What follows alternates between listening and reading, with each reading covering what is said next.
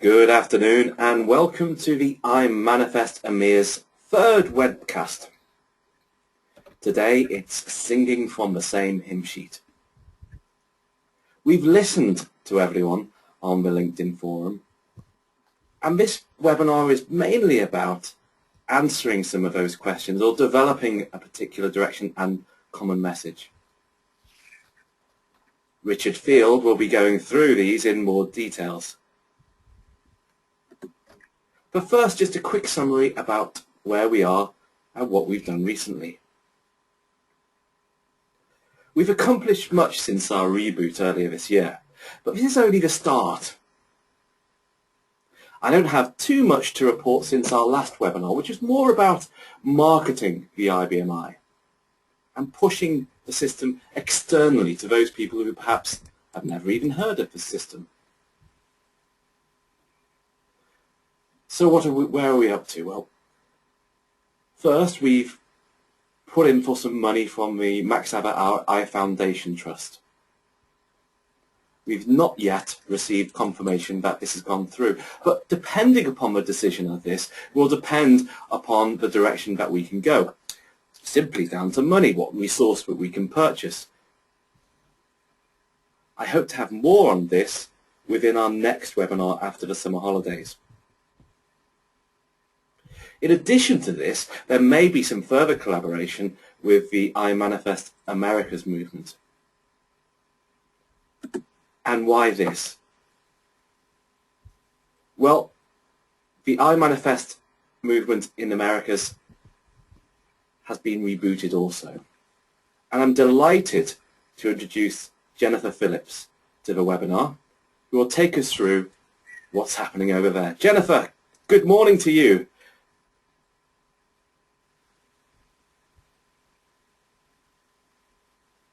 Jennifer, are you there?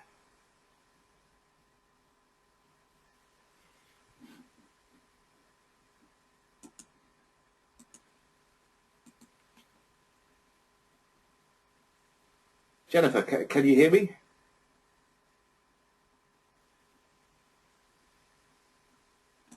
Let me make you the presenter and see if I can get some volume by doing it that way.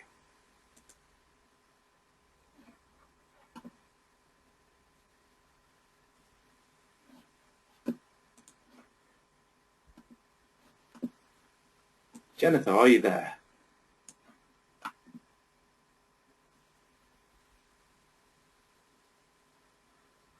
Hello.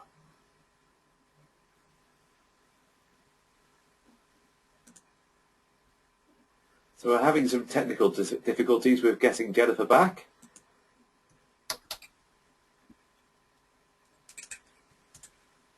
Jennifer, can you hear us?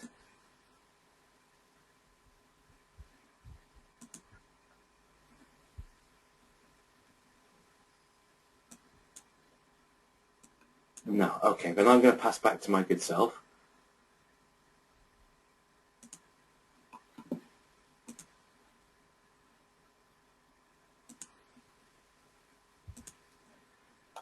Okay, many apologies for that.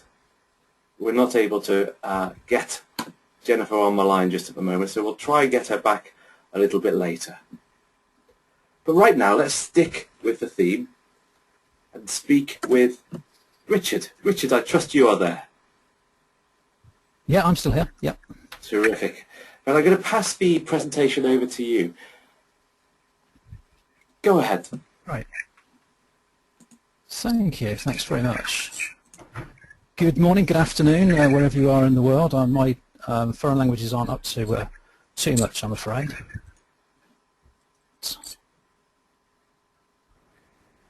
Oops. Oops, sorry, I seem to have lost the webinar, Andy, I'm afraid. We can see your screen, Richard. You can see my screen? Yes, I can see a web browser. So if you go into the presentation.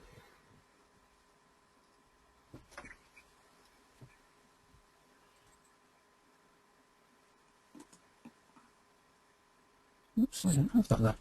I'm afraid I've lost it. So we're not doing too well here, are we? No, it's not a good start to the presentation. Okay, so apologies for the technical problems that we're having today. We'll try and get Richard back. Give me a little bit of help here, Andy, because as soon as I started speaking, I lost the screen. Okay, bear with me a moment. Let's see what I can do. It says you have control.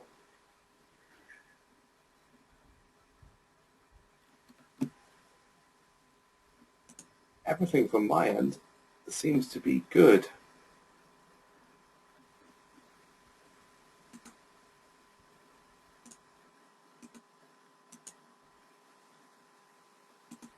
Oops. Let me switch back to myself. Okay. And then I'll switch back to you.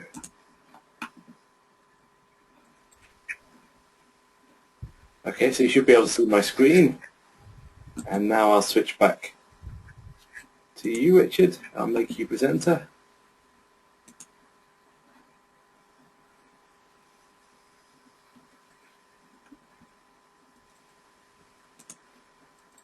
Okay. How about now, Richard? Can you... I still don't see the presentation though, Andy, I'm afraid. As soon as you make me presenter, I lose the presentation. Ladies and gents, I'm sorry about this. We lost Jennifer and we lost the presentation. We're not having a good afternoon, are we? Not to worry. What I'll do then, Richard, is I'll control the presentation. If you want to move me forward as and when you wish, just let me know and we'll move in that direction. Okay, yeah, that's fine, no worries. We'll go with that. So again, my apologies, not the best start, but there we go. These things are sent to try us. Anyway, this is myself, Richard Field, for those who know me, and for those who don't as well. What we're going to talk about here, as Andy has sort of introduced, is the message singing from the same hymn sheet. One of the things I want to talk about is the 10 commandments of System I. But Andy, if you can go forward a couple of slides for me, I would like to get to the LinkedIn theme. Here we go. This is what we're talking about.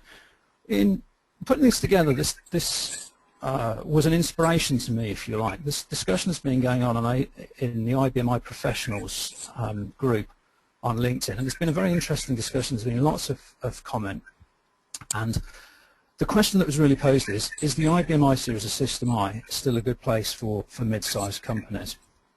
And the simple answer to that, and if you just press enter, is obviously a resounding yes. Now, we could leave it there. That would be a very, very short presentation. We could all go and sit in the garden and drink tea, but I want to drill down a little bit on that. So if we can move forward, we'll try and answer some of the questions that have been raised. I'm just going to turn my volume down a little here because I'm getting some feedback. So for those who followed this presentation, or followed this theme, you'll be familiar with these questions that have been raised. But this was really the 4 key points of why, if you like, the System I or IBM I, Power I, whatever we're now calling it, is potentially losing out to other platforms, most particularly Windows, which seems to be very dominant in the business space at the moment. There's probably other questions that have been raised, but we're just going to sort of drill down on these for a moment. One of the areas that was of course concern is that there were less applications available for System I, that there was a shortage of skills for businesses, that there's integration issues with the platform, and probably the most telling perhaps is that commodity servers, and by that we're probably talking Windows servers in the most part, are both cheaper and good enough for a business. So, and if we can move on, we'll take those in. There's a slight delay between me pressing the button, but it's appearing on. Okay. So let's just take the first one. Here's a couple of guys who've contributed to this to this thread. Doug Fulmer, who's an ex-IBMer, I've nicked some of the comments that have been put on there. I hope those guys don't mind. If they do, then come back and talk to me about it. But Doug had a lot of experience in the ISV community within IBM and still has. And as he says, there are thousands of applications available for System I. We know that certain ISVs are developing onto other platforms, but I think the key here is that part of the education process and why we want to try and include potentially ISVs into the iManifest community is because we want to show them that there is actually the PowerEye is a strong platform and it has a strong future. And hopefully they will see that light and they will see that actually it's not a dead and dying platform and it's still worthy of their development work and their investment. I think the second comment on here is quite telling in many ways, that there has always been a perception that the System I is a certain sort of legacy machine that runs a very old clunky text-based interface, but there is definitely a sea change within that, and I'm sure Andy can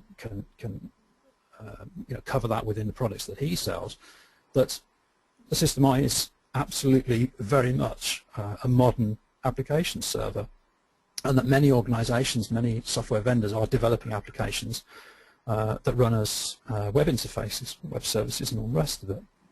And there are a whole heap of third-party products and IBM products that will modernize the interface to System I, that will bring it into the 21st century, where it will play very, very strongly. So, that's certainly something that the ISVs will help with, getting applications out there, such that people will see the look and feel of Windows and Unix, and it'll be something they're familiar with. So, Andy, if we can move on.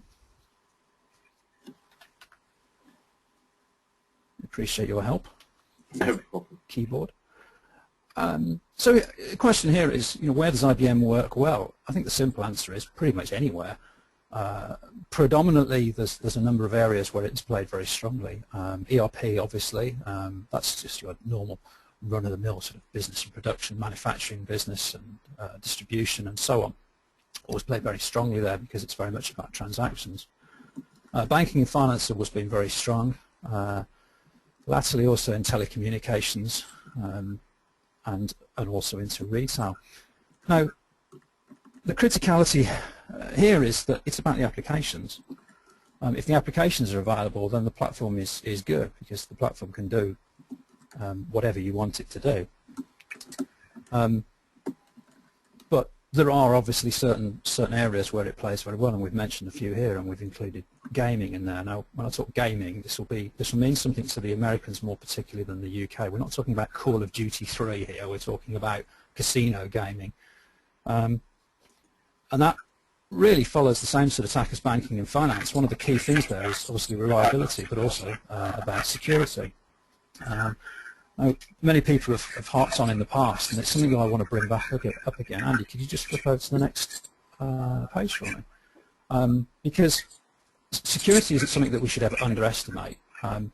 People have talked about it for many, many years, that System I, PowerEye, ISO, whatever, has always been a very secure platform. I just want to show to you how secure that is and why that is important. I've picked out some numbers here of security vulnerabilities that have been recorded by an organization called Secunia for 3 different platforms, picked relatively at random. Obviously I wanted to include that's critical. I've picked Sun Solaris, could be any old Unix, and I've picked Windows. When I say Windows, that's Windows Server in 3 versions between sort of 2000 and 2008. And as you can see, Sun Solaris has had over 300 security vulnerabilities. Windows has had just over 700. And I don't know whether you can see the little number that's on the blue column. That's 7. That's i5 OS version 5 and version 6 since 2003. So when people talk about security, they are not joking. They are not bluffing. They're not just talking about, it's a little bit more secure because it's kind of integrated. It is fundamentally a very, very secure platform. And that's absolutely critical these days. That's partly a banking and finance question, but it's also just in retail and anywhere where you take money over the web, for example. So Thanks. Andy, are you moving me along to speed me up? Or? Preempted it. We're done with that one. We're done with that. So next, the question about integration. Are there any integration issues? No, not really. Many businesses see the Power I almost as a separate function and don't ever really want to mix it with other platforms. But we know that it will communicate with any other platform. We know that we can run multiple operating systems on the Power Systems platform alongside I, including AIX and Linux, and obviously we can always integrate Windows. But we also know that the System I is a very, very good platform for other operating systems or middleware, WebSphere and HTTP, as is mentioned. But the other area where people seem to think that I doesn't play well is around things like storage, external storage, so tape SANs and support for external storage, and that is absolutely not correct. There is a full range of internal storage, external storage, full range of data replication options around external storage and so on. And certainly in the latter versions of the operating system and the later hardware, the performance that is available for external tape and disk storage is as good as any other platform and as good as internal disk. So if we move on to the skills question, because this is something that has always been leveled at the platform as a whole, and the whole area is, yeah, but we can't find the people and they're very expensive. Are they scarce? Are they expensive? Well, maybe. There's probably a whole load more people with Windows skills, and they probably are, because there's more of them, probably less expensive. But I think the key here is you don't need many of them. In some cases, you don't really need any of them. There is people out there. One skilled System I person can look after a system that, if it was running on another platform, could take 5 times as many. But I think that the other key message here is that if you're a business out there running on System I, then there is a community, an ecosystem. I was paid $20 by IBM to get ecosystem into this presentation, by the way. It's a buzzword of theirs. There is an ecosystem of people out there, of support partners and services partners and business partners who are happy to help. They're happy to work with ISVs, they're happy to work with customers, and they can do all of this stuff for you. So the skills shortage really isn't a question. But if we flip on, Andy, what we want to get away from is the oh, it hasn't moved yet. Here we go. This is a picture of IT in the modern world, of the stress that does this ring any bells with anybody? It certainly could be me when I was looking after a few systems. Apart from my hair has always been grey, I think that. This is what we want to get away from. We don't want to see people like this. It's not good for you. Andy, just pop on to the next one, because I think we're on to the critical message here. Commodity servers. Cheap? Good enough? No, I don't think so. I think the critical question, as you said, is when has good enough ever actually been either good or enough? It's a very hard-hitting message here from Doug that I've unashamedly stolen from him again, which is worth a read because I think it's absolutely critical. Business stakeholders that think commodity solutions aren't good enough, I have answers, but none that they will want to hear if they are focused on initial hardware costs only. If they think that they can compete in a global economy with good enough, they'll be out of business too quickly to understand. Well, we've flipped on. I've had enough of that one. Sorry. I think the critical question, as we pointed out, is that you can't just be good enough. It's not good enough to be good enough. If you're running a business, you want to be the best. These servers, commodity servers, aren't necessarily cheap. There might be certain aspects that are cheaper, but there's a whole lot of other stuff that you need to buy, some optional extras. It's a bit like buying a Ryanair flight ticket, if anybody's familiar with that one. Our European friends may not be familiar with that one. Yeah, the initial ticket price might be £10, €10, whatever it might be, but you don't actually go anywhere for that, and you can't get near the plane for that. And that, in many ways, is the same with buying a Windows server to run your business. My other, and I'm going to get onto some interesting analogies here that Andy's kind of preempted me a little bit with a Trevor Perry sort of picture, is it's a bit like buying a kit car. You know, you buy a kit car to save money, but it doesn't actually save you any money. So anyway, we'll move on to some analogies because Andy is racing ahead with me here. I'm sorry, I tried to preempt again. That's quite all right, Andy. You're fine. I guess you'll keep an eye on the clock. You're keeping me hurrying along. So here's a little picture of what happens in the world of coffee shops. I don't know if anybody ever has 8 coffee machines in their coffee shop, but anyway, that's just one picture. You tend to have one, and it does everything for you. Andy, if you flip on the next point I'll make about buying systems is another analogy. Here's a motoring analogy for those people out here. How many cars do you own? Do you have a different car for everything? Do you have your SUV and your pickup and a sports car, a city car? And apologies for anybody who owns a beige Volvo estate. You can get help. We can talk about that in the questions at the end. But there's got to be a better way. If you move over to the next picture, we'll see what a better answer might be.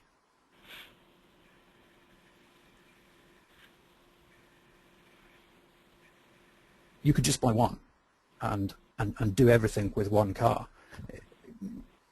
I hesitate to say it may not be the best at certain things, but it'll do everything well. This is a kind of an all-purpose car that is sort of part sports car, part family car. It'll carry stuff, it'll pull stuff, it'll do everything. I own one of these. That's not actually my car, because otherwise, if you gave my registration number, I'd get a parking ticket, I'm sure, from some eagle-eyed person. But the idea is that if you want to do everything with one thing, then you buy one thing to do that.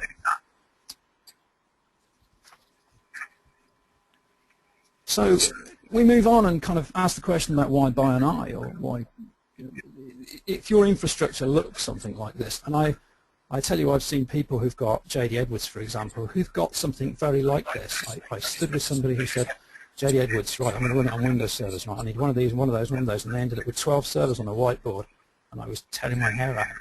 And we kind of said, yeah, but you could do everything with one system I. You don't need to have this kind of infrastructure. We should have what's on the next slide, which is the smarter infrastructure. IBM make a great store about smarter systems and smarter planets and all this sort of stuff. To me, this is smart computing. This is getting as many things onto one system, getting utilization up, getting your resources up, getting your support costs down. It's all very critical. So I think we want to kind of move on to, you might call the theme message, if you like, the 10 commandments of I, and I've usefully put them in alphabetical order here. I think we've got 10 there, haven't we? Yeah, that was lucky. If we run through these, there's a number that stand out as absolutely critical here. A is for applications. To coin a phrase, there's an app for that. There are thousands of applications out there for System I. There's loads of middleware. There's loads of tools and utilities that sit alongside an application. But the critical thing is, you know, you buy a system to do a particular job. You don't buy a server first and then go, what can we do with this? You know, here's my lawnmower analogy. I thought, just for the sake of Trevor, I throw a lawnmower analogy in there. You know, you don't go out and buy a lawnmower because it looks nice and then wonder what you're going to do with it when you realise you haven't got any grass. But the applications are the key. If you've got applications that run on the platform, then the platform will prosper. And for B, because I think this is probably the the second most critical ones. Because we're talking about business service here. We're not talking about games, consoles, and doing Word and this kind of stuff. You know, said if you want to play games, you can get a PC, but you know, if you're going to play properly, then this is what you want as your business server. Because at the end of the day, everybody on this call is involved in business, and that's the critical thing. And I think that the third point on here, Andy, which I think is C for cost, is, I think, in many people's minds, perhaps one of the most important. You know, we all know what kind of economic straits that we happen to be in collectively, and people are wanting to make sure that if they are going to make an investment, that investment is sound, and that you can reduce your costs and you can reduce your overheads, and you can deliver return on that investment. At the end of the day, the message here is absolutely critical. Lowest total cost of ownership, full stop, or as my kids say, end of. There is nothing better for that. People think that you buy a commodity server, you buy a Windows server or a Unix server, and it's going to cost you less. And I believe it might be ITG or IDC did a study on this with System I versus Windows versus Unix, and they found that over a course of 3 or 5 years, System I was the cheapest to run, including the purchase cost. That's absolutely critical. Because of the low number of people that you required, the high availability, the good reliability, and all those other great aspects. At the end of the day, that is absolutely critical. So we can move on. We'll move on to D for design, because at the end of the day, we're talking about a server that was designed to do all of these great things. It was designed as an application server or application system, hence AS400. So the integration, security, and reliability and availability were all built in from the very beginning. And many people look back and say, "You're talking like 1988; it's a legacy system." But those messages are still absolutely true today. And because of all the other things that IBM have developed around the platform, that message is still absolutely strong and true. Andy?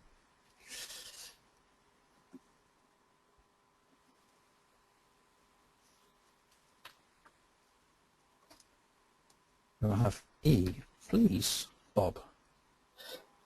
It's on its way. Okay. It's showing on my screen. Patience of a saint. It's patience of a saint, honestly. Expansion. I will just rattle through the last ones here because we're getting, we want to keep this short and to the point. We want to paint you a picture of systems that scale up, not out.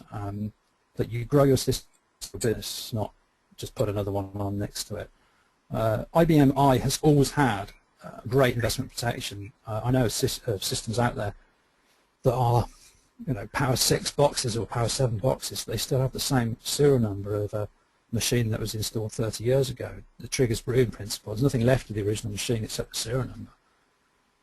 And people have just kept on rolling them over every year, 3 years, 5 years, whatever it might be.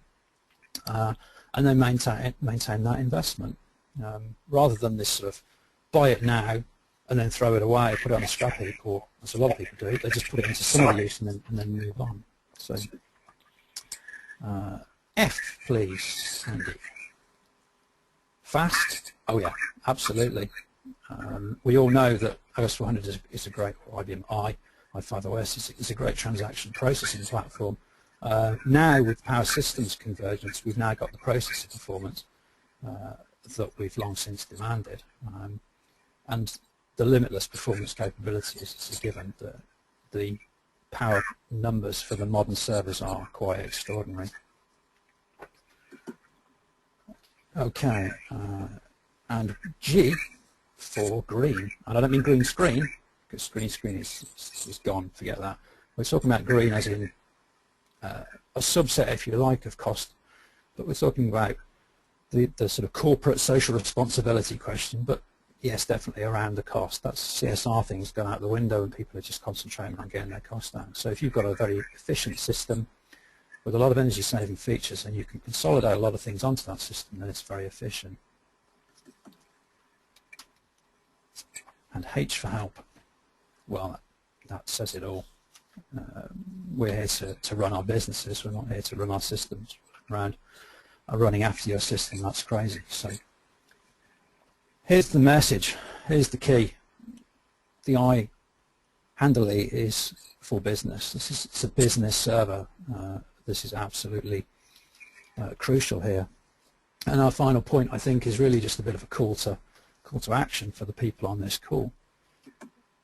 Is the last one here. Is just to say, get your voice heard. If you have an interest in System I, if you are an operations person within a customer who runs System I, then shout these benefits from the rooftop within your organization, because otherwise people who are ignorant and naive of the platform's great benefits will go and replace it because they don't understand it.